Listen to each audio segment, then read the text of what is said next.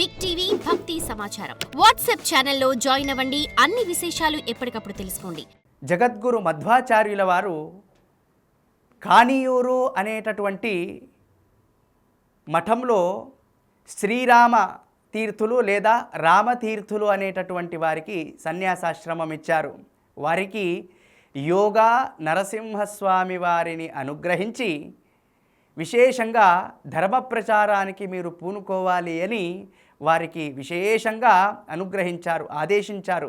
మనం ఉడిపిలో చూస్తాం. ఉడిపిలో మధ్వ సరోవరం ఉన్నది. దాని పక్కనే శ్రీకృష్ణ మఠానికి అతి సమీపాన ఉండేటటువంటి మఠం కాణియూరు మఠం అని.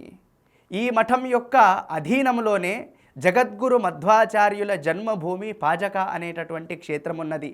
మధ్వాచార్యుల వారి జన్మభూమి పాజకను ఎంతో అద్భుతంగా తీర్చిదిద్ది మధ్వాచార్యుల వారి బాల్య లీలలను చెరిపివేయకుండా నేటికి కూడా మధ్వాచార్యులు ఎంత అద్భుతమైనటువంటి లీలలను అక్కడ చూయించారో తమ బాల్యంలో ఉన్నటువంటి సందర్భంలో ఆ లీలలన్నిటినీ కూడా నేటికి కూడా అందరూ భక్తులు దర్శించాలి అనేటటువంటి ఉద్దేశంతో గొప్పగా ఆ పాజక క్షేత్రాన్ని తీర్చిదిద్దినటువంటి మహనీయులు నేడు మనం విద్యా వల్లభతీర్థ శ్రీపాదుల వారిలో దర్శించవచ్చు. అటువంటి కాణియూరు మఠంలో మనకు విశేషంగా వారి యొక్క గురువులు కూడా గొప్ప తపోనిష్ట గరిష్ఠులు.